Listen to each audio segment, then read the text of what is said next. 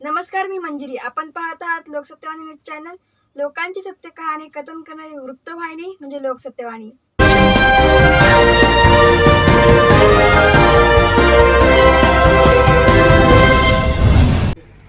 नरडे प्रकल्पग्रस्तांची दिगवळे किनवणेवाडी येथे घर बांधण्यासाठी जय्यत तयारी चालू दिसत आहे.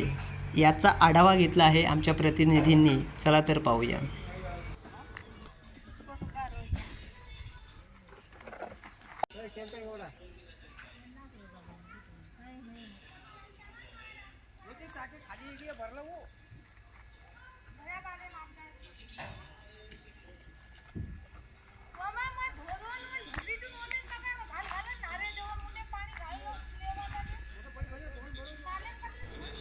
माझ्यासोबत आहे जयराम ढवळ गुरुजी.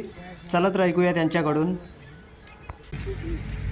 आज हे जे आपण घर उभारलात नरडवं सोडून आज डिगवळा मुक्कामी इथे आपण आलो आहोत, तर हे तुमचं हे प्रथमतः आपण हे जे बांधलेलं आहे ह्याला काय आपण म्हणायचं आणि कशा पद्धतीने? शेड म्हणून बांधलेली आहे की जेणेकरून शिफ्ट होण्या अगोदर आपलं जे मटेरियल आहे ते तिथे ठेवता येईल आणि घराच्या कामाला त्याच्यामुळे वेग येईल. Yes yes. किंवा आता मला सिमेंट वगैरे इतर काय महत्त्वाच्या गोष्टी आणून ठेवायच्या आहेत. सिमेंट सारख्या वस्तू उघड्यावर ठेवू शकत नाही, म्हणून सिमेंट वगैरे तिथे मग साठा ठेवला जाईल.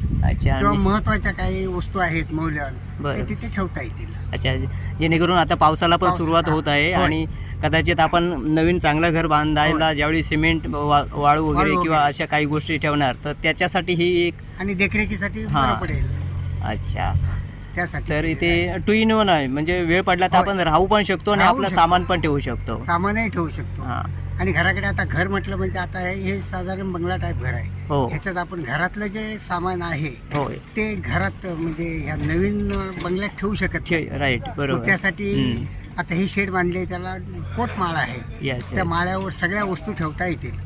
की जे आता आम्ही शेतकरी होतो, आता ह्याच्यापुढे आम्ही शेतकरी राहणार नाही, तरी पण आमच्या ज्या आठवणी आहेत त्या जपून ठेवाव्या लागणार. त्या शेतकरी म्हणून होतो त्यावेळी समजा कुदळा फावडा काय असेल ते काय शेतीचं सामान किंवा भात अवजार वगैरे किंवा तांदूळ साठवणे, भात ठेवणं वगैरे काय ज्या वस्तू असतील त्या आम्ही तशाच जतन करून ठेवणार. त्याच्यावर पोटमाळा आहे, त्या माळ्यावर सगळं ठेवणार. किंवा भांडी आहेत जेवणाची वगैरे. बरोबर. समजा 500 माणसं आली तरी त्यांना पुरणारी माझ्याकडे भांडी आहेत ते ठेवायला मला मिळतील. किंवा खुर्च्या टेबल वगैरे काही जे आहे ते तिथे ठेवायला त्यासाठी ते केलेलं आहे.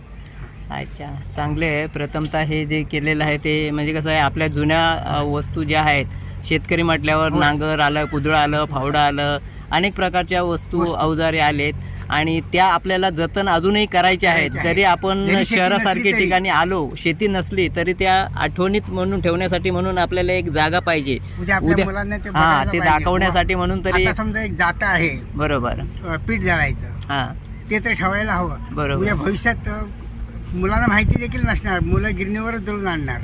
पण ते जातं कसलं होतं किंवा घिरट कसली होती हे लोकांना म्हणजे पुढच्या पिढीला कळायला हवं. मुसळ म्हणजे काय. बरोबर. तर अशा पद्धतीने हे सुंदर आपले जयराम गुरुजी यांनी आपलं एक इथे डिगावळ्यामध्ये आता त्यांचं एक नवीन घर होणार आहे. त्याच्या आधी त्यांनी ही शेड बांधलेली आहे, त्या संदर्भातली आपल्याला माहिती दिलेली आहे. धन्यवाद. ताज्या आणि महत्त्वपूर्ण बातम्या पाहण्यासाठी लोकसत्यवाणी न्यूज चॅनलला सबस्क्राईब करा व बेल आयकॉनवर क्लिक करा.